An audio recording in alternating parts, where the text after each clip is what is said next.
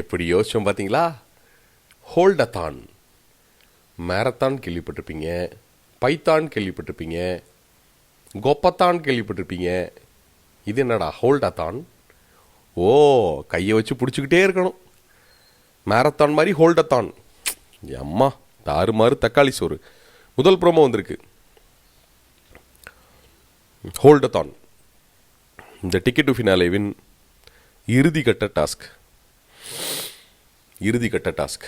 யார் அதிக நேரம் இந்த போர்டை கையால் பிடித்து கொண்டிருக்கிறாரோ அவர்தான் ticket to finale winner. 2 board வைக்கப்படுது. அதாவது கடைசி வரைக்கும் இவங்க இண்டிவிஜுவலாக ஒரு டாஸ்க் கொடுக்கவே இல்லை, கொடுக்க போகிறதும் இல்லை. இதுவும் குரூப்பாக ஆடுற டாஸ்க்கு தான். இங்கிட்ட ஒரு கேங் சேர்ந்துருச்சு, அங்கிட்ட ஒரு கேங் சேர்ந்துருச்சு. விஷ்ணு, மணி, ரவீனா, தினேஷ், இவங்க 4 பேர் ஒரு கேங்கு.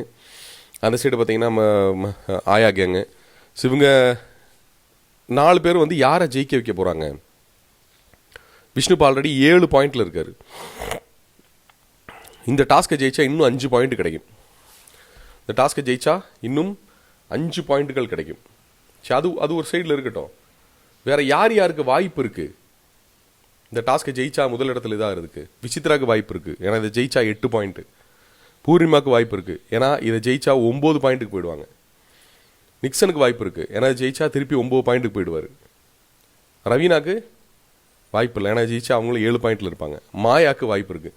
ஸோ விஷ்ணுவை தவிர இந்த கேங்கில் வந்து வேறு யாருக்கு வாய்ப்பு இருக்குது அப்படின்னு கேட்டிங்கன்னா, விஷ்ணு ஒரு ஆள், அதாவது இந்த கேங்கில் இருந்து விஷ்ணு ஒரு ஆள் ஜெயிக்கக்கூடும்.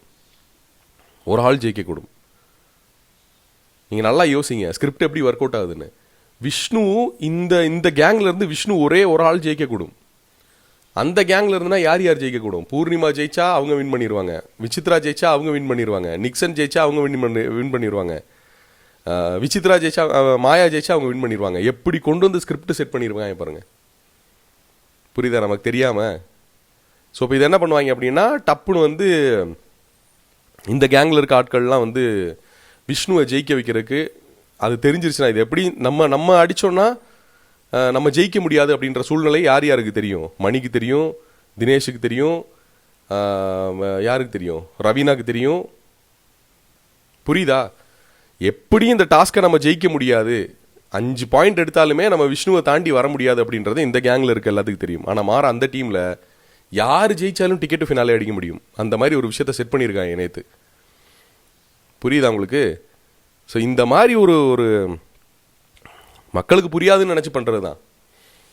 ஸோ இதையும் மீறி இந்த 3 பேரும் சேர்ந்து விஷ்ணுவுக்காக நின்று, ஏன்னா இதில் விஷ்ணு மட்டும்தான் ஜெயிக்க முடியும். ஜெயிச்சா விஷ்ணு ஜெயிக்கணும், ஒரு ஆள் தான் ஜெயிக்க முடியும். அப்படி இல்லைன்னா அந்த டீம் தான் ஜெயிக்கும். எப்படி டாஸ்க்கு? இவ்வளோலாம் யோசிச்சிருக்க மாட்டாங்கல்ல. உங்கள் கருத்துக்களை பற்றி விடுங்க. இன்னொரு வீடியோவில் சந்திக்கலாம்.